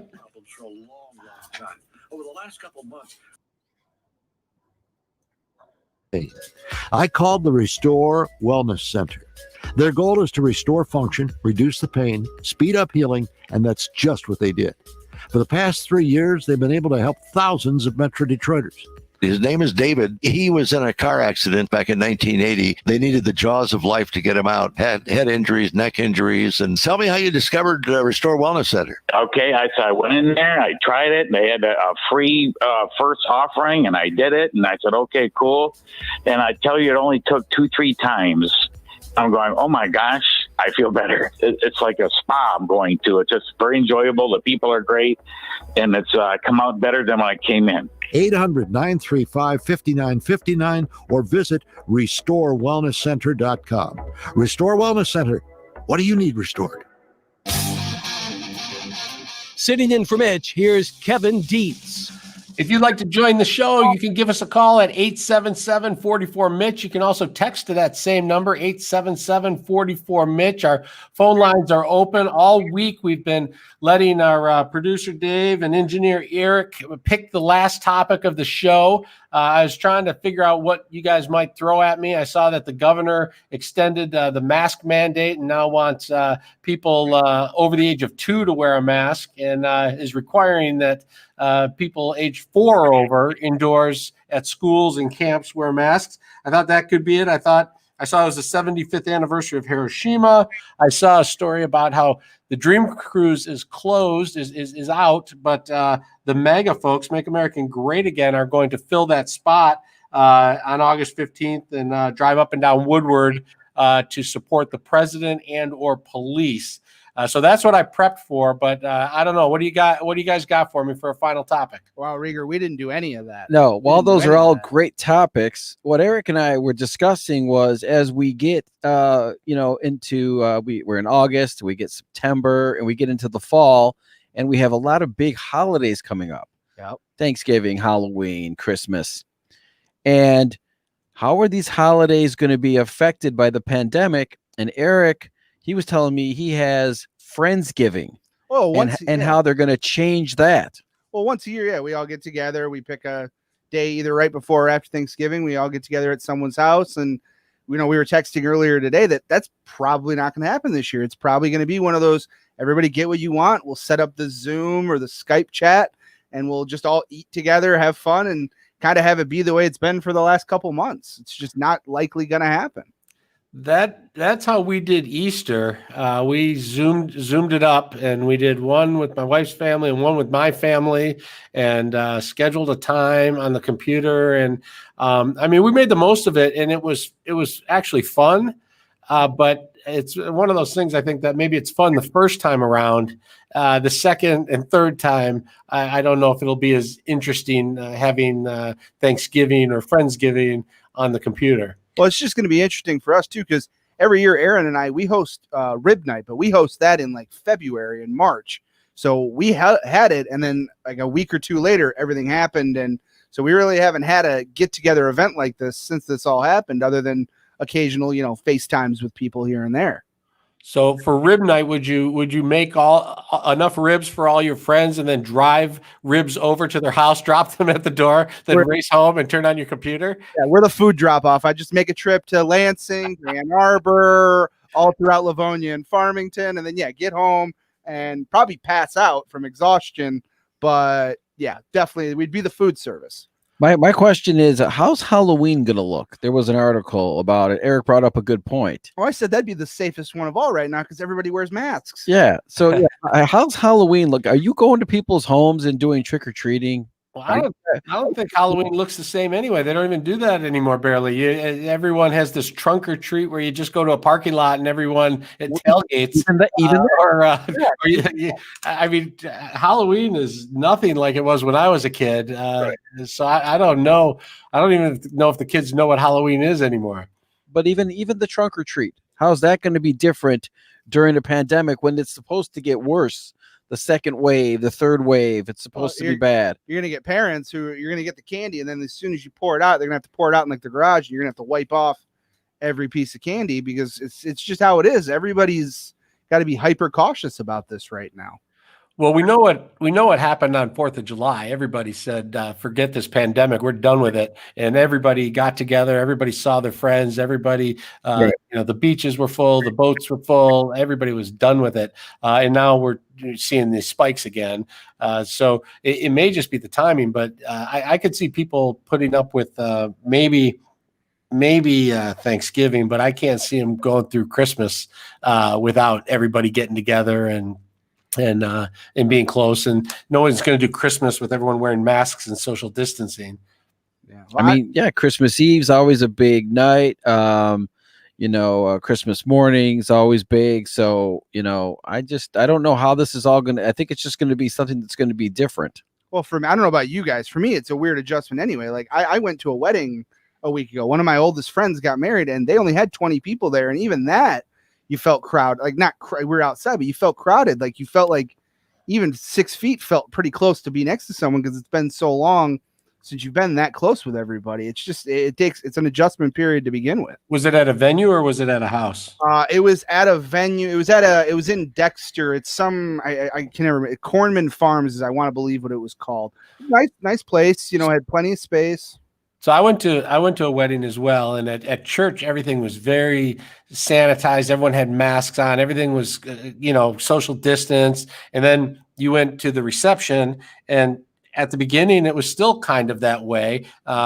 People tables were spread out, and you were with your group at the tables. But then, as the music started playing and the drinks started going, the dance floor started filling up, and by the end of the night, there was very little social distancing, I would say. Well, their place told them no dancing, which they got to do a first dance and all that. What was this, Footloose? Yeah, that's what I said. I said I wanted to put on the burgundy blazer and just start going. But Kevin Bacon there? Everybody had their own. Each couple had their own 2-person table separated out. But like you said, once everybody had a couple, and we found a nice open area, and everybody did kind of start dancing, but still stayed relatively away. But yeah, you can't not dance at a wedding.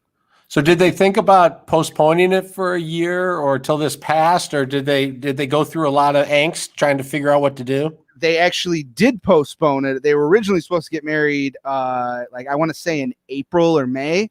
So they did postpone it a little bit. Then they just figured, let's have this. And then they sent an invite out to everyone. Next year, they're going to try to have the big thing where all the family can come. And I actually have a couple friends that are doing that they're going to throw the big party next year. My stepsister got married a month ago. Same thing, very small. And then next year they're going to do a big party for friends and for all the other family that couldn't get there. What about all the venues that were shut down and have not reopened that were supposed to hold the wedding? And maybe you had the save the date cards already made and the invitations and everything, and then you get a call that your wedding's been canceled. No, but think about this. So it's really hard to get a venue. You have to go 8 months, a year out to get a venue, to get the band you want, to get all this stuff. There's so much planning. So then all of these weddings have been postponed or canceled. To be able to get a venue next year is going to be impossible. You got all the people who want to get married, who didn't get married this year, trying to get married. Then all the people who would want to get married next year piled on top of that. It's going to be a disaster trying to get a place and a band and all the things you're looking for, or even a church for that matter. It's going to really get backed up. I mean, I got married almost 5 years ago. October will be 5 years. And even we booked a year out. We booked the DJ and all that a year out. I told my friends that are getting married now, I couldn't even imagine it. We thought it was hectic without the world shutting down. Now you had the world shutting down and it became 10 times as hectic. Another thing I wonder, Eric, is if they really will have those parties next year. It's one thing when you're looking forward to getting married and all that stuff and all the parties. And then after you're married, a year later, are you going to get back in that celebration mode again? I just have a feeling that there'll be plans for these big parties, but they'll never really develop. Oh, I'm going to hold them to it. I am going to hold them to it. I'm going to every day send them a text. When's the big party? I'm ready for the big party. I bought you this gift. I want my big party. All right, guys. Everybody on Facebook and YouTube and 760 WJR, thanks for stopping in on the Mitch Albom Show today. We'll be back again tomorrow and give this thing another run. But for now, we're going to call it a night and check in with traffic and Michael Stetz. This report is sponsored by ExpressPros.com. Mark your calendars. Express Employment Professionals is once again hosting National Interview Day on August 6th. This special event supports hiring as businesses continue to reopen and business ramps back up. Apply online today. Visit ExpressPros.com/interview day to find a location near you. In the city, delays up to 20 minutes for trucks right now on the Ambassador Bridge southbound. In Pontiac, road construction has 2 lanes closed right now on M59 westbound between Paddock Street and the Woodward Loop North. That's scheduled through 7 p.m. on Friday, so plan on delays. Now, WJR Weather First from the Weather Channel, sponsored by Shelving.com. Shelving.com carries durable brand wire and metal shelving, pallet racks, and space-saving products for your business or home. They also have mezzanine S, wire partition, and in-plant offices for your warehouse. Maximize space. Visit Shelving.com and get 11% off. That's Shelving.com. They rack your world. Mainly clear skies for tonight. Low of 59 this evening. Sunny for Friday with a high tomorrow of 81. Right now it's 76 degrees. I'm Michael Stetz, WJR News in 1 minute. All right, Facebook. Jenny, Jerry, Diane, Mark, Jim, Clay, Kathy, Who else we got? Jay. Oh, we gotta go way to the top. Jay was first one in, and he got me the win. Yeah. So that's two days in a row. You may have to double or nothing. I might have to take the. You may have to take the field tomorrow. Tomorrow, And, we'll see what happens. I'm gonna have to get Clay on his game tomorrow. Yeah. All right. Thanks everybody for stopping in. Dave, thanks for your help today. We'll get the show together tomorrow and try this thing again. All right, Kev. Take care. All right. Have a good night. See you You too. guys. Bye. Even when you're cooking dinner. Open a